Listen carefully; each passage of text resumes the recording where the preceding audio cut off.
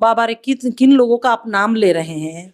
तेजस्वी यादव जी का नाम ले रहे हैं। हमारी सरकार ने तो बहुत अच्छा कदम लिया कि कोई डाउट ना रहे, इसके लिए जेपीसी को सौंपा गया है। बिहार के मुसलमानों की स्थिति जो है बद से बदतर, जो जस्टिस सच्चर कमीशन की रिपोर्ट ने कहा है, इसके जवाबदेह ये लोग हैं। सम्मान के साथ जीवन जीना किसे कहते हैं, ये नीतीश कुमार जी के शासन ने बताया है आवाम को। उनके बारे में आप कह रहे हैं जिन्होंने तुष्टिकरण के अलावा कुछ नहीं किया, जिन्होंने मुसलमानों को सिर्फ डर दिखाया, वो भी किस चीज का, जीवन का डर दिखाया। केंद्र सरकार ने वक्फ संशोधन विधेयक को लोकसभा में पेश कर दिया है। उसके बाद से पूरे देश में जो है माहौल गर्म हो गया है। काफी जो है लोगों में भ्रम की स्थिति है। हमारे साथ बात करने के लिए जदयू की प्रदेश प्रवक्ता अंजू महाराज जी हैं। पेशे से मैम आप वकील भी हैं, तो जो भ्रम की स्थिति पैदा हो गई है लोगों में, वो क्या है? वक्फ संशोधन विधेयक सही है, लोग कह रहे हैं कि मुसलमानों के विरोधी है केंद्र सरकार। देखिए, हमारे मुल्क में न सिर्फ विभिन्न कानूनों में बल्कि हमारे देश के संविधान में भी संशोधन होते रहे हैं और होते रहे हैं, और ये कोई अप्रत्याशित नहीं है। ये भी विधेयक जो सदन में लाया गया हमारी सरकार के द्वारा, अमेंडमेंट करके लाया गया, लेकिन हम लोगों ने देखा कि जब ये बिल सदन में पेश हुआ तो बहुत तरह की आशंकाएं पटल पर भी आई। आम जनमानस में भी बहुत सारी आशंकाओं की चर्चा हुई, जिसे आप भ्रम की स्थिति बता रहे हैं। और ये एक बहुत अच्छी बात है कि कोई किंतु परंतु जैसी चीजें ना रहे। इसको लेकर के हमारी सरकार ने इसको ज्वाइंट पार्लियामेंट्री कमेटी में वो भेज दिया है, और वहां पे जहां पे इस चीज को, सारी आशंकाओं को देखा जाएगा।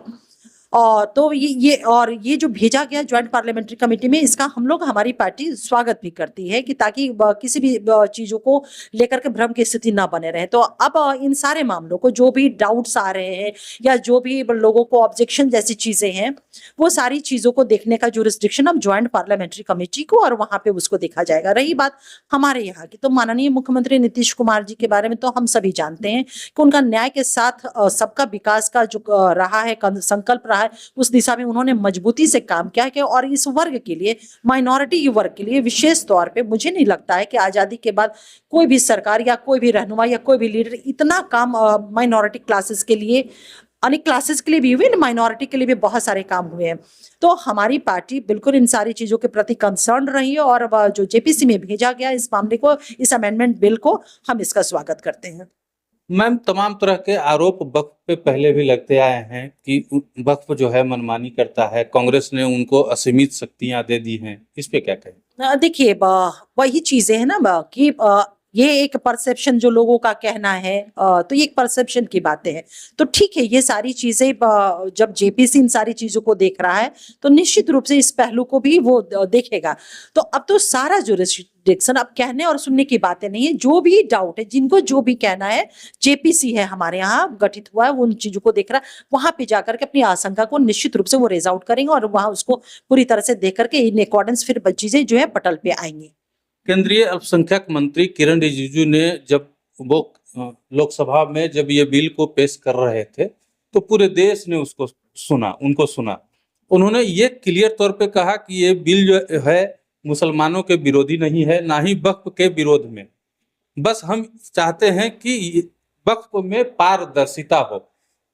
उसके बाद से लोग तिलमिलाने लगे हैं। ये कौन लोग हैं जो तिलमिला रहे हैं? नहीं, देखिए, आप जो ये कह रहे हैं कि पारदर्शिता हो, हमारे माननीय विधि मंत्री, अल्पसंख्यक कल्याण मंत्री किरण आदरणीय रिजिजू जी साहब ने कहा, या जो लोग विरोध कर रहे हैं, देखिए, ये विरोध करने वाली और तिलमिलाने की बात नहीं है।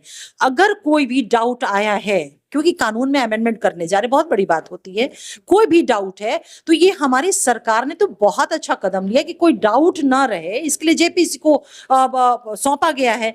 तो अब कोई भी चाहे, जिसको आप शब्द दे रहे हैं तिलमिलाना, अगर वो भी चीजें हैं तो अब जेपीसी को देखना है। तो निश्चित रूप से कोई भी शंका, कोई भी किंतु परंतु, कोई भी डाउट जो है वहां पे भेज दिया जाएगा, और वहां जेपीसी कमेटी जो है इसको देखेगी, और इसको देख करके अकॉर्डिंगली वो फिर पटल पे लाएगी।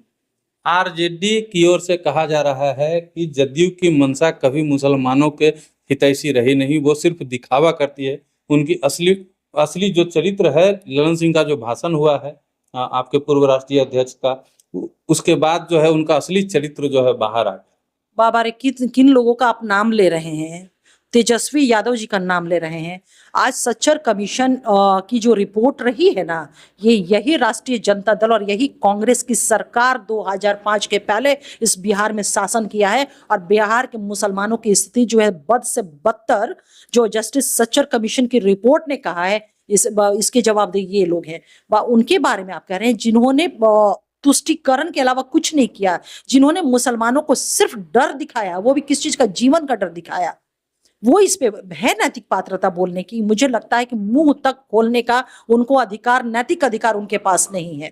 माननीय मुख्यमंत्री नीतीश कुमार जी ने 2005 के बाद से विकास किसे कहते हैं, ये चाहे अल्पसंख्यक तबका हो, चाहे वो महिला वर्ग हो, पिछड़ा वर्ग हो, अति पिछड़ा वर्ग हो, दलित, यानी जिसको वंचित और शोषित समाज कहते हैं, ये तमाम तबकों को विकास किसे कहते हैं, सम्मान के साथ जीवन जीना किसे कहते हैं, ये नीतीश कुमार जी के शासन ने बताया है आवाम को। ये लोग वही लोग हैं जो तुष्टीकरण करते रहे। क्या नाम दिया था, माई समीकरण बनाया था, किसका डेवलपमेंट हुआ है? किसका? उनका डेवलपमेंट हुआ है, उनके परिवार का डेवलपमेंट हुआ, उनके परिवार को रिजर्वेशन मिला है। और ये लोग बात करें, कोई, देखिए मैं बिल्कुल स्पष्ट कहती हूँ, इनके पास इन सारे विषयों पे बोलने की कोई नैतिक अधिकार इनके पास नहीं है। कहा जाए तो जिस तरीके से वक्फ संशोधन विधेयक के नाम पे एक मुसलमान कौम को भरमाने की कोशिश की जा रही है विपक्ष के द्वारा, 2025 में विधानसभा चुनाव आने वाला है, असर पड़ेगा?